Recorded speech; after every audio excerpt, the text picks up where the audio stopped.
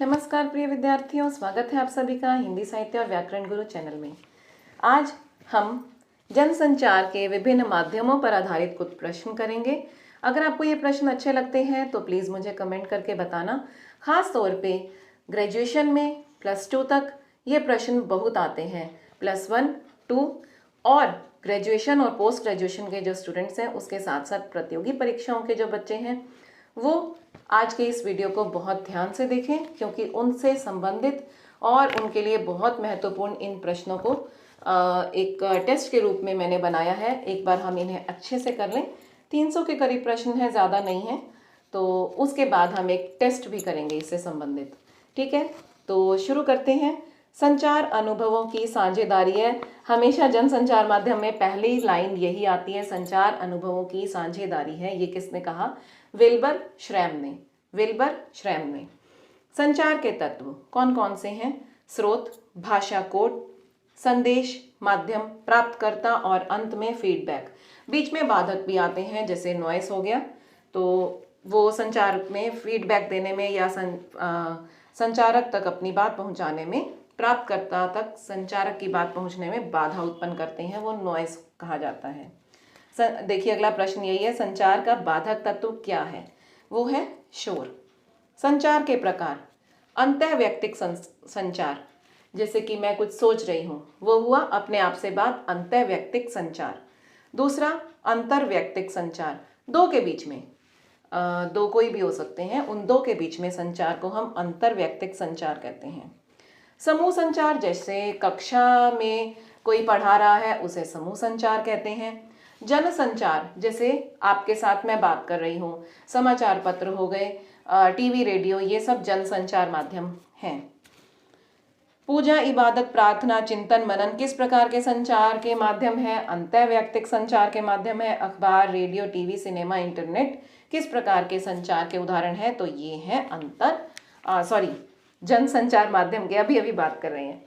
जनसंचार के दो माध्यम कौन से हैं? मुद्रित और इलेक्ट्रॉनिक। देखिए दो होते हैं, print media, electronic media. Print media जैसे समाचार पत्र या प्रिंटेड आप जितना भी मटेरियल देखते हैं, वो सब प्रिंट मीडिया। उसके बाद इलेक्ट्रॉनिक, जैसे कि टीवी, रेडियो, कंप्यूटर, इंटरनेट, ये सब आ गया। जल्दी में लिखा गया दैनिक इतिहास लेखन क्या है?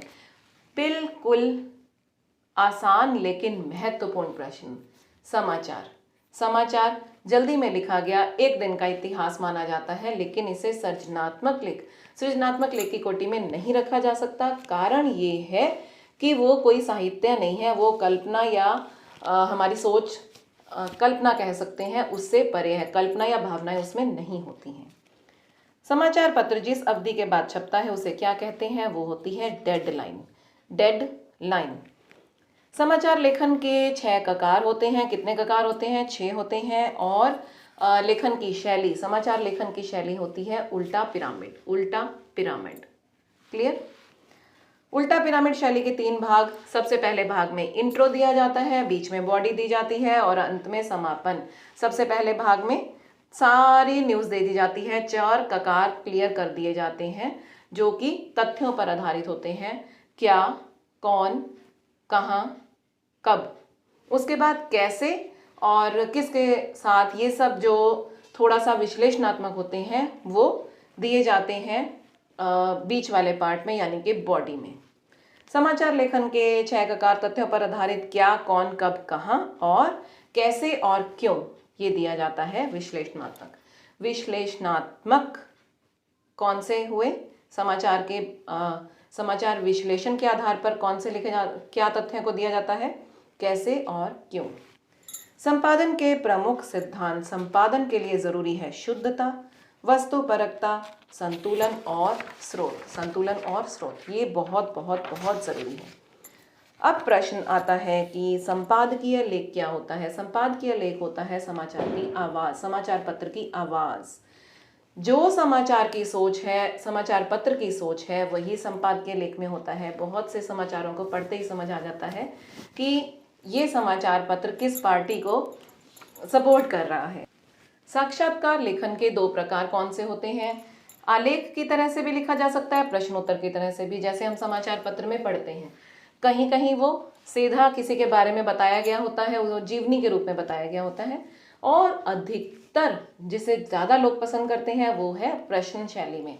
प्रश्न पूछा हीरो हीरोइन से, क्रिकेटर से, राजनेता से, और उसका उत्तर उन्होंने दिया। और जहाँ तक मैंने देखा है, एक बार मेरा इंटरव्यू होता है, ये सब प्री प्लान्ड होता है, पहले से उन्हें प्रश्न बता दिए गए होते हैं। आकाशवाणी और दूरदर्शन केंद्र सरकार नियंत्रण से निकालकर प्रसार भारती को कब सौंप दिए गए थे?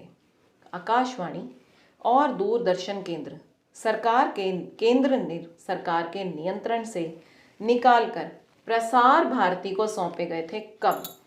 1997 तथ्य है, याद रखिए। उच्चतम न्यायालय ने ध्वनि तरंगों को मुक्त कब किया था? 1995, और उसके 2 साल के बाद प्रसार भारती को टीवी और रेडियो दे दिए गए थे। कहाँ से लेकर? केंद्र सरकार से। अच्छा, स्तंभ लेखन का विषय किसके मुताबिक होता है? स्तंभ लेखन तो लेखक के आधार पर, वो अपने आप डिसाइड करता है मुझे किसके ऊपर लिखना है। अगर समाचार पत्र को पसंद आता है तो जो एडिटर होते हैं उनको पसंद आता है तो एक्सेप्ट कर लेते हैं, नहीं आता तो नहीं करते हैं, और एक्सेप्ट करते हैं तो वो एक जाना माना लेखक होता है और उसे मानदेय पर दिया जाता है। इसी क्रम में मैं आपको बताना चाहूँगी कि पत्रकार 3 तरह के होते हैं, पहला पूर्णकालिक, दूसरा अंशकालिक और तीसरा फ्रीलांसर। अगर स्पीड चल रही है तो प्लीज़ रिपीट करके देख लीजिए, और अगर वो भी मुश्किल लगता है तो मुझे कमेंट कीजिए, मैं नेक्स्ट टाइम ध्यान रखूँगी कि मैं थोड़ा स्लो चलूँ। पूर्णकालिक पत्रकार वो होते हैं जो कि समाचार संगठन में काम करने वाले नियमित वेतन भोगी कर्मचारी। वो डेली ऑफिस जाते हैं, अपना काम करते हैं। लेकिन जो अंशकालिक होते हैं, यानी कि दूसरा पॉइंट, अंशकालिक जो होते हैं वो समाचार संगठन के लिए निश्चित मानदेय पर काम करने वाले पत्रकार होते हैं। तीसरा फ्रीलांसर, जो कि अगर हम लगातार अच्छे लेख लिखते रहें जिसे लोग पसंद करें तो वो हम भी हो सकते हैं, लेकिन उसके लिए आपको जाना माना रचनाकार होना ज़रूरी है, वरना अखबार वाले एक्सेप्ट नहीं करेंगे। आज तक मेरा तो किया नहीं है। तो फ्रीलांसर पत्रकार का संबंध किसी खास अखबार से नहीं होता, वो भुगतान के आधार पे विभिन्न अखबारों के लिए लिखते हैं। अगला प्रश्न है, जनमत का प्रतिबिंब किसे माना जाता है? वो होता है संपादकीय लेखन। गांधी जी ने अद्भुत शक्ति किसे कहा? गांधी जी ने अद्भुत शक्ति कहा था रेडियो को। तो प्रिय विद्यार्थियों, आज के लिए इतना ही। दीपावली आ रही है, मैं आपसे ये रिक्वेस्ट करना चाहूँगी कि प्लीज़ एक दिन भी अपनी स्टडी छोड़िएगा मत। अगर आप किसी चेयर पे हैं, यानी कि आप कहीं पोस्टिंग मिल चुकी है आपको, आप ज्वाइन कर चुके हैं, तो इट्स ओके, आप बहुत अच्छे से इंजॉय कीजिए, लेकिन पढ़ाई को फिर भी जारी ही रखना ताकि हम एक तरह से परफेक्ट रहें। 15 मिनट भी बहुत है पढ़ने के लिए, और एक दिन के लिए भी छोड़िएगा मत, ये बहुत ज़रूरी है। ये बात मैं आपको ज़रूर से ज़रूर कहना चाहती थी कि जैसे ही फेस्टिव सीज़न आता है, हम अगर एक्सरसाइज कर रहे होते हैं, हम अगर पढ़ाई कर रहे होते हैं, या हम अपना पर्सनल कुछ कर रहे होते हैं, हम उसे छोड़ देते हैं और फिर रीस्टार्ट करना बड़ा मुश्किल हो जाता है, ख़ासतौर पे स्टडी को। और जब हम रीस्टार्ट करते हैं, पहली बात तो मन नहीं होता, और उसे रीस्टार्ट करने में हमें 2-3 दिन लग जाते हैं, मन ही नहीं होता पढ़ने का। तो इस बात को याद रखिए। मैं 1-2 साल ऐसा कर चुकी हूँ, तो जैसे ही कोई फेस्टिव सीज़न आता है या शादी आती है या कुछ भी आता है, तो फैमिली लाइफ इतनी हो जाती है कि मन भी नहीं होता पढ़ने का और टाइम भी नहीं मिलता। बट प्लीज़ अगर आप 5 बजे उठते हैं तो 4:30 उठिए, 4:30 उठते हैं तो 4 उठिए। थोड़ा सा अपने टाइम में दूसरों को डिस्टर्ब मत कीजिए ताकि वो आपको कुछ ना कहें और आपका मन खराब ना हो। अपने सोने के टाइम, वो कहते हैं दिन दुनिया का, रात अपनी है। जितनी लगन से, जितनी मेहनत से आप काम करेंगे, उतना ही हमें फल मिलेगा। ये बात आपके लिए नहीं है, मेरे लिए भी है, हम सभी के लिए है।